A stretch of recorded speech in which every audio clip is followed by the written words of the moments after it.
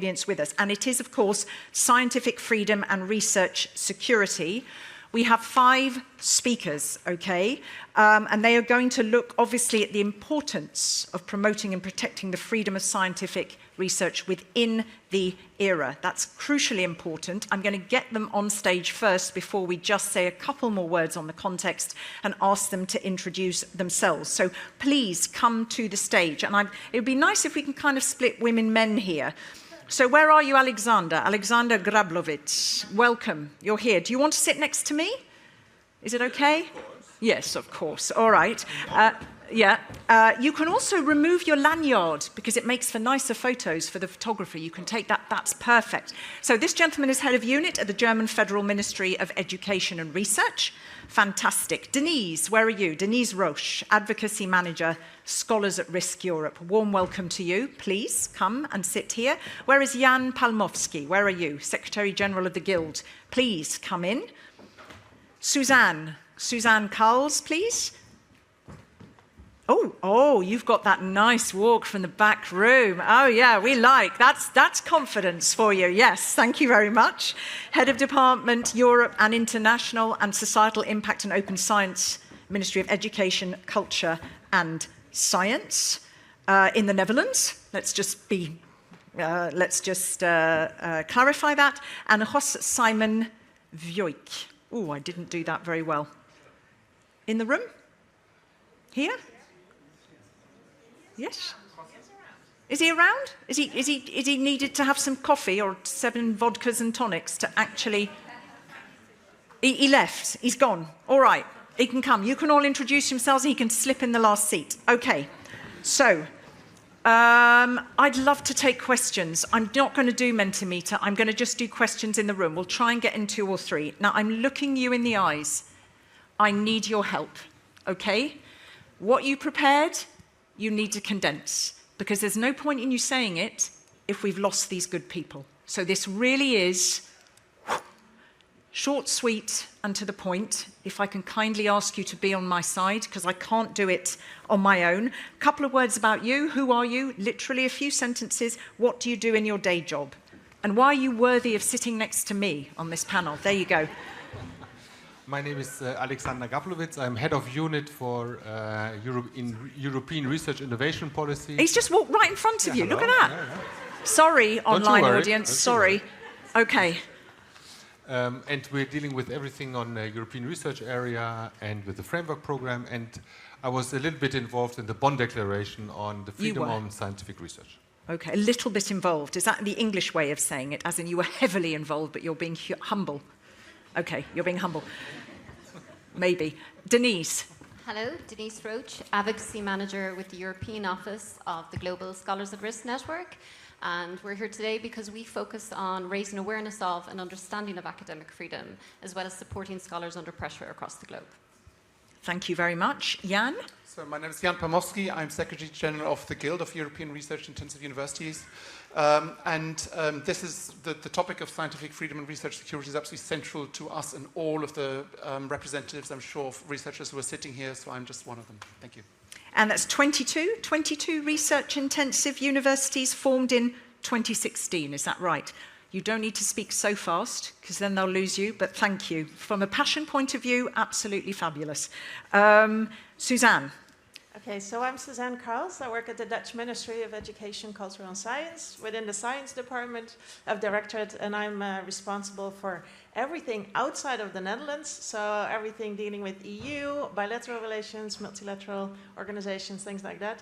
And I'm also in charge of everything that deals with societal impact and open science, which for me is the best combination you can have. Yeah, you're in charge of a lot of things, yes. I think. There's a lot going on there. Nice of you to join us, she says. So tell us, I didn't pronounce your surname particularly brilliantly, so perhaps you may introduce yourself. I know you are the parliamentary assistant for Christian Ehler, so yeah, EPP. And he himself was the rapporteur of the ITRE committee, but he submitted the motion for a resolution, is that correct, to protect the freedom of scientific research in the European Union? So you're very much coming from that, but please just introduce yourself in 3 or 4 sentences, including your full name. I'll do my best. Sorry. My name is Jose Falk, indeed assistant of Christian Ehler, and I am late. Sorry. Mr. Ehler also apologizes for not being here, so you're stuck with me. I do science and budgetary policies for Mr. Ehler, so was very much involved with that report and any work on science or research. Now, I can tell you for me, coming from outside all of this, this is a fascinating topic, okay? So you are charged with bringing it to life. I'm going to start with you, Denise, because it's worth starting from a sort of a point where we're all knowing what we're talking about. Yeah, so with a definition, because the terms academic freedom and freedom of scientific research are used a lot. What's the nuance of difference? What sets them apart? Can you clarify that for us? Okay, first I think it's important to know that there is no universally binding definition of academic freedom. But what we do have is a general consensus around its core terms. So we're talking about the freedom to teach, the freedom to learn, the freedom to conduct research, and the freedom to share what you've discovered. So you would have heard the word research there, but to be clear, academic freedom is not a pie where you can take a slice out and deal with it in isolation. So when we're talking about research, we're not just talking about the act of research. Within that, of course, you are talking about the transmission of what you've discovered and your ideas. And for many researchers, that also includes teaching. So you can't really, well, you shouldn't really consider one without thinking about the other. Okay, so you are very much involved in advocacy for academic freedom. Sort of what's the state of play of scientific freedom in Europe? Is there some opportunities, but what might be the challenges that face researchers today? What exactly are we talking about? Well, to understand the state of play of academic freedom here in Europe, I think it's important to consider the international context. And there's two really good sources to draw from here. I'm talking about the Academic Freedom Index and SAR's Academic Freedom Monitoring Project. Now, the index was first launched in 2021. It's updated annually, and it is the world's first global data set examining de facto levels of academic freedom across about 179 countries and territories. On the other hand, SAR's monitoring project, launched in 2015, focuses on identifying, documenting, verifying, and publishing in real time accounts documenting attacks on higher education communities across the world. And so what both these sources are telling us is that academic freedom is in global decline. But what does that decline look like here in Europe? Well, comparatively speaking, the average levels of academic freedom experienced within Europe are much higher compared to other regions in the world. But if you look to the states within the EU themselves, comparatively, there are different levels of academic freedom among the states. And according to the Academic Freedom Index, they've identified what they call a significantly statistical decline in academic freedom levels and related factors in a number of member states over the last decade. So there is cause for concern here in Europe. Now, the types of attacks that we experience here would not be the same as in other regions. We're not talking about wrongful prosecutions and incarcerations and people going missing. But we are talking about very particular types of attacks that are leading to erosions, and they're coming from a number of pressures. So we have economic pressures, societal pressures, political pressures, geopolitical pressures. So, for example, we do have political actors seeking to determine what academic fields are considered scientific or not. We have had interference by government in the autonomy of our institutions. We have had individuals litigating research results in court. And of course, we have the rise of international interference in all its forms. But against all this, we've never had so much interest in academic freedom. It's never been so widely discussed. And here in Europe, it's on the agenda in not just the EU, but the European Higher Education Area and the Council of Europe. And in fact, internationally, it is now actually gaining prominence. The Human Rights Council issued its very first statement on academic freedom, acknowledging its decline last year, and it was signed by 74 states, including all 27 EU member states. So there is concern, but these concerns are being met with actions, but it remains to be seen how effective these actions will be. But for the moment, it is very fair to say that they could be of great benefit to academic freedom and the research community as a whole. Just to take a read of the room, which I should have done at the start, and for you, for whom is this a topic that is very much in your mind, very much under discussion in all of your respective domains? Who's kind of quite au fait with this topic and very interested and perhaps active in it? And for whom is this kind of panel like a real learning, that it's not something that's part of your sort of daily bread? And then everybody else falls in between, or they're ordering stuff on Uber Eats or Brand Alley. I'm not really sure, one or the other. Thank you. So really, they can take many different forms. Thank you for pinpointing that. It could be the autonomy of an institution, it could be international interference. We're going to unpack that a little bit more in the course of this, and perhaps you could pick up on that, Jan, now, just pinpoint a few of the most pressing threats to scientific freedom that your university members are facing, and what might be a couple of the ways that you are responding to that, just to really be specific. So in Europe, I would say we're worried about threats to research methods and methodologies. So we've seen in 2018 ban on gender studies in Hungary. In Germany, a few weeks ago, the AfD won state elections in Thuringia and Saxony. That's a party committed committed to banning gender study as a quote-unquote pseudoscience. Yeah. Secondly, there's a threat to finance. Remember that in 2021, the then government of Poland threatened to take away funding from university that were trying to uphold academic freedom against the incursion by the government. And finally, I think there are threats to the values that make us who we are, so values of human rights and European values, in fact. So we are drawn right into the middle of culture wars, not least around the EDI agenda, around minorities that we want to strengthen and embolden in our midst. That's a fundamental problem that we see. Yeah. And so as a solution, one of the things we've proposed is a European ombudsperson to help us respond quickly and effectively to some really, really increasingly complex threats against academic freedom. Yeah.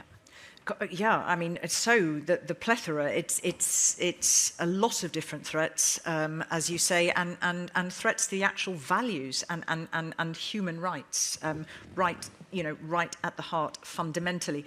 Okay, let's just build on and look at sort of the role of national government. Where does national government sit in to this? A huge responsibility, obviously on the rise, okay, in all different quarters that doubtless you experience, but where does the responsibility lie? And is there any particular framework or measure that you have seen as effective? And obviously these are very different threats, so maybe there are some that you tackle more robustly or effectively than others, I don't know. Well, thank you. Well, first I would like to emphasize that promoting and protecting scientific research is essential for maintaining and strengthening our vibrant scientific ecosystem in Europe. And we understand that scientific and academic freedom as compromising both freedom to pursue and share knowledge and the freedom from threats and intimidation and malicious actors. So therefore we place equal importance on both the promotion and also the protecting of scientific freedom. And what we do in the Netherlands is that we try to support universities in doing their in helping them working on this. And one of the things that we have done is we've set up what we call a safe science platform. Safe science, yes, and it's for scientists who are threatened. It's a phone number they can call 24/7, and and then they will be helped if they're threatened. We had a report in 2023 about it. And we had over 50 incidents in 1 year, so that's at least one researcher per week that needs to contact them, and measures are taken, and sometimes measures are taken of taking down information, but also sometimes they have to move offices. And we also found, especially that women and young people are vulnerable to this. And this also links, of course, to the previous topic that we discussed. So we hope that this will at least help the researchers in doing their work. And what I would also like to add to what the first colleague discussed is the international part. We also support very much UNESCO's work on the safety of scientists. And they also, for example, have done research that 39% of researchers working in the climate area, that they're also experience threats. So all I can say is, like, from the government, we try to support all the institutions as much as we can, and because this really has to stop, and we really have to stand up and stand united against this, and protect the academic freedom. Thank you, and also thank you for pinpointing also, you know, international frameworks and initiatives, because as we've said, I mean, you all know that none of this works unless it all, I mean, it doesn't work effectively unless it all ties together, which actually brings me nicely into a question for you, because on the one side there was the Bonn Declaration on the freedom of scientific research, so as you probably all know, adopted in 2020, so that's a real key reference point for discussions. It's a universal right and a public good. But Germany itself is very, very active in the ERA Policy Agenda Action 6, which is dedicated to protecting this freedom. You know, why is it so invested? And how would you say, so the Bonn Declaration, we're 4 years on, how has it influenced any national policies? How does that kind of tie together in practice? And why? What is driving Germany to be so invested? Maybe we go there first. Well, I guess the main driver was actually the quest from the science community that we have more political visibility on this topic. So when we were starting to design the new era and to revitalize or revamp or whatever you're going to call it, then actually this was one of the topics, surprisingly, actually, what the researchers said, we need to work on this. Okay. So that was really driven. So the Bonn Declaration has two very important dimensions. The one is the intra-EU dimension, and I think that is something where we heard about and the things that we're doing, but it's also very important to have an international dimension. And for example, one of the things I believe is very important in Germany, so I'd like to focus on two things that we're doing in Germany. First thing is that we include the Bonn Declaration in our international S&T agreements. So we start to discuss with our partner countries, and some of them are not liberal democracies. We're starting to discuss the usefulness of scientific freedom. Yeah. I mean, we're not doing this only because it's a human right and we are so nice people, but it makes sense. I mean, we wouldn't have been able to develop within 1 year a vaccine against COVID if there wouldn't be a bunch of weird researchers working on a very strange group of coronaviruses. I mean, that's a fact. That was, and so I guess this kind of also explaining that scientific freedom of scientific research is smart, actually. I think this is one of the things where we'd like to engage in discussion with our international partners. And nationally, I think our most important activities is, beside, of course, the protection and the activities we're doing with the research community to protect researchers, is that we reinforce the discussion between science and society. The problem is often, and the COVID crisis was a catalyst for this, that the trust in science was diminishing, and that was one of the backgrounds why we have more of these threats for scientific freedom. So we have to reinforce basically the trust in science, and we have to have a better discussion, a better communication with society on this topic. So we have, for example, an annual a science communication year, and this year is about freedom. So that is very important of this topic. I stop here. No, thank you. I mean, very clear. And this issue about trust in science, and this issue, of course, about the phrase that comes up more and more often. Well, that's your science, but I've got my science. You know, there's that sense of, you know, there is no such thing as alternative facts. Yeah. So facts or not facts. Absolutely, and I think very interesting sometimes, you know, in the media setup, and I won't sort of name particular shows or programs, but where you might sort of get a scientist who spent 30 years in a domain, and I'm going to say it just like that, who might sit next to somebody, and we call that a parity of discussion, who says, no, the Earth is flat. The Earth is, a flatter. There has been instances where you are saying, right, we need to have a balanced conversation, so we deem that to be a balanced conversation. Which I've witnessed in some discussion. I think that's very interesting. You're screwing up your face there. Tell me. Yeah. To my mind, that's the difference between. I mean, you're the expert. To my mind, that's the difference between freedom of opinion and freedom of science, because that's not a scientific fact. No, you're right. But what I meant to say by that is I was merely picking up that to have an environment as a whole which supports that freedom, well, I was merely extrapolating from that when you've just got viewers watching, that trust, that lack of trust as a whole was merely what I was saying was contributing, but thank you, absolutely. All right, let me just, the gentleman at the end. Costa. Let's look at the policymaker's standpoint. Let's just be specific, perhaps, about a couple of regulatory measures in support that, to support this in Europe, and anything, I don't know, that the European Parliament is being particularly proactive about that we need to know about in this arena. Sure. I'll try to get out of the doghouse by being very quick.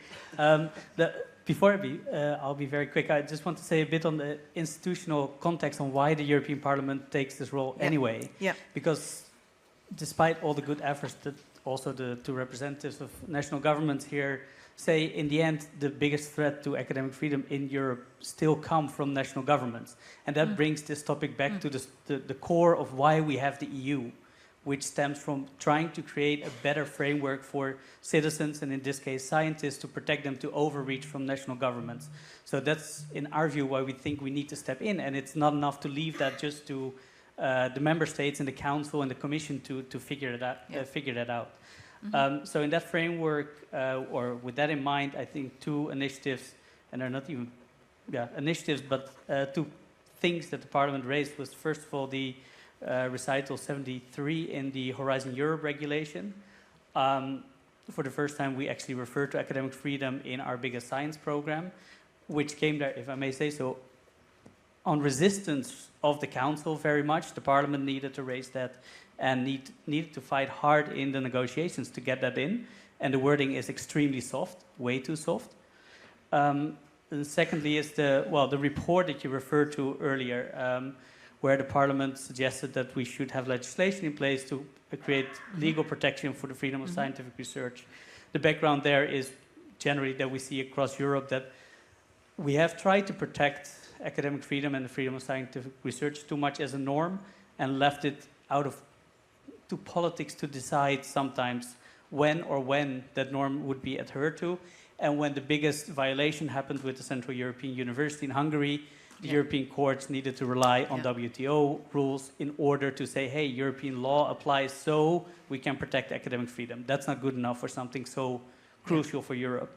So that's two things that the Parliament initiated, and we look forward to the follow-up from the Commission on our INI report. I missed the topic a little bit in the mission letters for the new Commissioner, so I hope we can make that come out better in the start of this term. Yeah, interesting. Yes, indeed. Thank you. Thank you very much. I was about to say, Suzanne, you are not manning that phone that researchers are calling once a week. I could hear her phone ringing. I was thinking, now that would be... Something to do with the Draghi report. Something to do with the Draghi report. Oh, okay, so timely. All right, just hold those thoughts just a moment, if you may. I've got one more round of questions. Any one or two sentences from you, from a fellow speaker? I really mean that, if you want to add something. Would anyone like to make, not necessarily a question, because I'm afraid I don't have time to put any more questions apart from the one I have, but does anybody want to make a comment from the floor?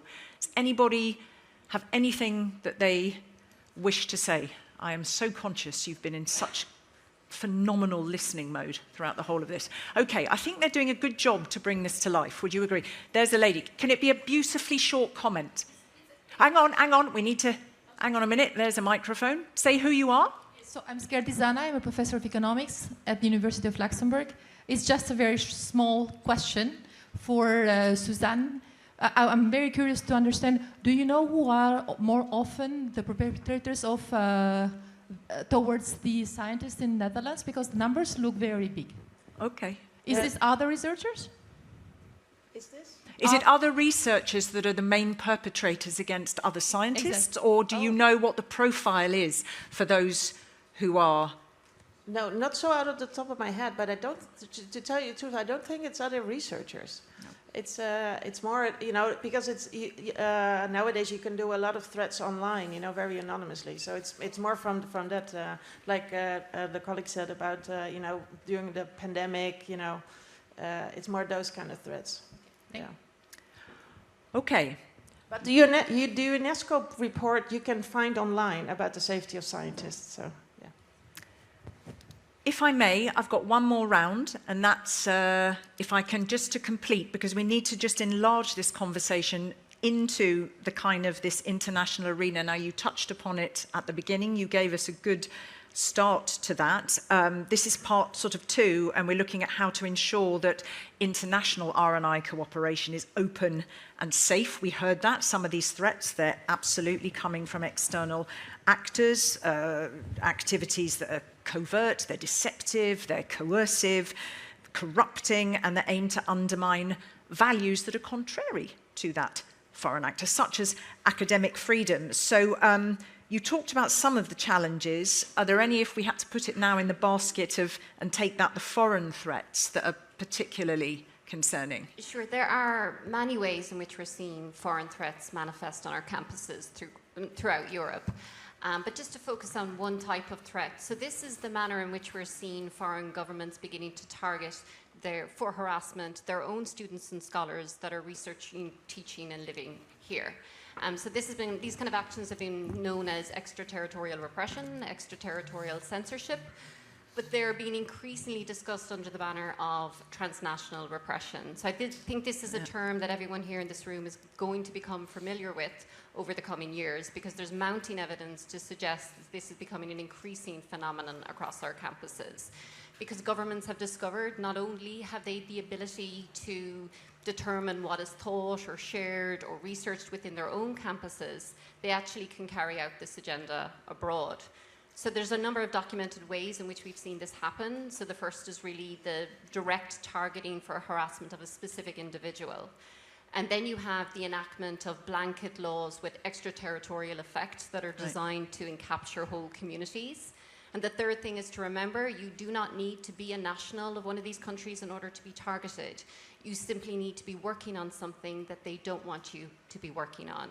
So the net effect of these types of actions means for the individual directly targeted, their sense of security and safety is undermined. For individuals not directly targeted but witnessing it, or who find that they fall within the remit of one of these blanket laws, they too may find their sense of security and safety undermined. And the result of this is they may choose not to share what they're working on. They may not publish. They may not speak publicly on it. In fact, they may decide not to work on it altogether, which of course is the intended effect of these actions. And that goes to the heart of academic freedom and freedom of scientific research. And I think it is really something that the higher education community is going to have to grapple with quite as soon as possible. Yeah, on top of so many other things. Absolutely. Okay, thank you. So let me turn to you, Suzanne, if I may. So we've got this council recommendation on enhancing research security, May 2024. May of this year it was adopted. So it's highlighting, you know, the importance, these cooperations that are at international level in research and innovation, they should be both open and safe. So there's always that question, protection, openness. There's that balance. A couple of thoughts on that. I mean, how do you strike the right balance? How do you aim to get it right? Well, that's the challenge. In the Netherlands, what we try to do is what you need to do is you need to look at it case by case, and there's not one size fits all solution to it. And from the government, what we try to do is we try to also here help the institution make that decision for them, because I don't believe that as a national government we should do that in most cases. Exceptions are always there, of course, but generally it's up to the institutions. The institutions are responsible for their collaboration, etc. So we should help them with the tools. So one of the things that we're also now doing in the Netherlands is to assist universities in establishing committees that can provide balanced and neutral advice on how to collaborate with specific institutions or specific countries or on specific topics, so the researcher or the institution can make a good, balanced decision on it. And regarding to the council recommendation, we encourage it very much, and we're very happy that it's there. Thank you. Thank you. So let's just pick up on this and these kinds of relationships and responsibilities. So Jan, when we're looking at research security, self-governance by the sector should be promoted. With academic freedom comes academic responsibility. Can you articulate what that means in practice? And so let's say you're cooperating with research partners research partners in countries where the academic freedom is much more constrained. So where does your responsibility lie in that? What can you do? What should you be doing? Yeah, so first of all, I think that one of the responses is that this is an absolutely core era topic, because if you create heavy rules on institutions, you create a culture of evasion, and that doesn't serve anybody any good. And you infringe academic freedom. Yes. So it seems to me what you really need to do is to create and foster a culture of responsibility that has to be the same in the Netherlands as in Slovenia and as in all other countries. And therefore we have to learn from each other, not just create a one-size-fits-all model. Yeah. And what that means is that you need to foster support for the academics. You need to foster training where appropriate. You need to get the right advice in place for them. And most of all, I think you need to appeal to their sense of professional responsibility, because I think that works best with academics. When it comes to collaborating with systems where academic freedom is really compromised, you mentioned, Alexander, the COVID vaccine, right? So we have to collaborate, and there are real risks also about non-collaboration. Yes. And so I think we need to create, in those really difficult cases, I think we need to create structures within institutions, but also across institutions that are supportive. And here we also need to work together with governments, because what we can't have is governments passing the buck to institutions saying, you deal with it, but if it goes wrong, you're to blame, because that creates a risk averseness that could be really catastrophic. Yeah. And was that also something when you heard about the comment from Suzanne about institutional responsibility? Were you also picking up on that? To be fair, I have in mind the example of Australia, where this has led to a real fundamental decline in international collaboration that is way disproportionate to what the government was originally trying to intend, with very heavy-handed measures. So, Germany's approach to protecting scientific freedom in the context of research security. What's there? What should be there? What's in development? Very short. Well, let me start maybe from two things. First of all, we have to acknowledge that the number of researchers globally doubled over the last 10 to 15 years. So that doubled, and most of them in the global south. Okay. The other point is that science gets more complex, and we need much more international cooperation for maintaining our excellence. And most of the knowledge is no longer produced maybe in Europe, but elsewhere. So we need global cooperation. That's a must. But we need to avoid exactly what Jan was describing. We need to establish the right framework conditions and the right support structures so that institutions can actually meet their responsibilities in their institutional autonomy. So, and that's really important, and we're doing in Germany now a lot of stakeholder engagement processes and activities from the ministry, but also in cooperation with the institutions to basically raise the awareness of the issues, bring together the right people, so from security institutions, organizations, to whatever kind of to the diplomats on science diplomacy, to the diplomats and so on. So I think this whole of government approach, which Germany is not very famous for. We're really trying here and to make a good example. And for the moment, I must say, it's working better than expected. Yeah, it is. How do you judge that? How do you evaluate better than expected in a couple of sentences? Because we don't see a kind of a rapid decline in international corporations. We also see that there is learning between the organizations because, of course, I mean, our big institutions, Max Planck, Fraunhofer, Helmholtz, they have a lot of experience and they start to share this with the universities. And we are also starting now, and this is maybe something where we need to be much better overall in the era, is to cooperate also with industry. Yeah. Because 2/3 of the research is done by industry, and they are doing a lot of international cooperation as well. Yes, and that's what we're doing now in December, for example, for our national era activities. We will focus on research security, but we're involving very heavily the industry needs here in this case. I stop here. Thank you. You're scared of it. You're the nearest, aren't you? So you're like, I'm stopping, Katrina. I'm not saying anything.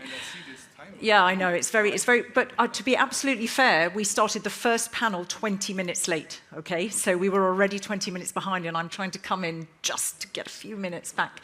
You're not scared. You're far away. Look.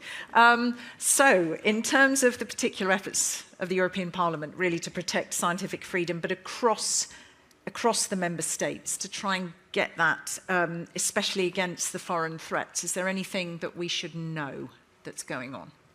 Yeah, actually, that we didn't do that much on it. And there's, I think, a good reason for this, which we also have to highlight, is the moment I think the Commission and the member states together with the sector are actually doing quite a good job in trying to get that culture in place. Yeah. And the moment the Parliament would come in too heavy-handed on making it a political topic, that's probably not helpful for the development. So I don't think we have emphasized it too much. We did in the report on the freedom of scientific research emphasize that part of institutional autonomy has to be the freedom of international collaboration. So yeah, that's putting some of the pressure on the institutions, but of course the member states have an obligation there to help to make that work. I think another reason why we didn't really focus on it too much is because at the beginning of the ERA policy agenda, in our view, it was a little bit of a dodge from the member states to avoid talking about academic freedom in the union, right? We live in a union where the presidency currently is held by a government that is severely undermining academic freedom. It's a very awkward topic for the member states to talk about, for the Commission not easy to jump into. That's the institutional setting of our union. So that's why as Parliament we thought it's far more important that we are very vocal on that topic, on that internal discussion, on getting our own house in order and leaving this issue where the member states and the Commission are much better at working together with the sector to them, and for us not to butt in too much. Okay.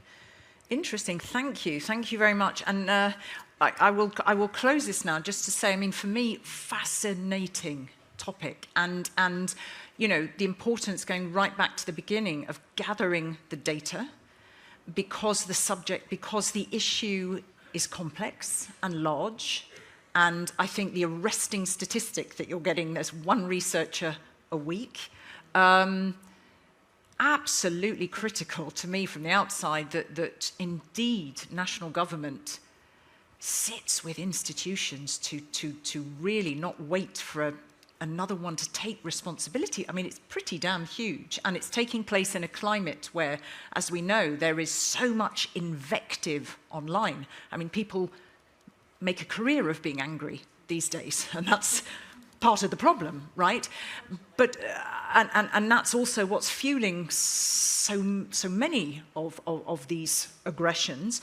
But also, as you rightly say, bringing in the private sector, that's also critical, because that's where a lot of this R&I is taking place. So what is their responsibility? Every topic is about collaborating. That really struck me. So listening to you all, how critical that collaboration is from all different actors in this. It's quite something, and as you say, it really needs to be, it's on the rise. So we need to we need to really, really get ahead of the curve on that and anticipate what's coming to be able to address it. Can I thank you, all of you, for being so concise? I am very, very grateful. I know you're all so bloody fantastic, so to have to only have 4 minutes probably is insane. But warm thanks to these wonderful speakers.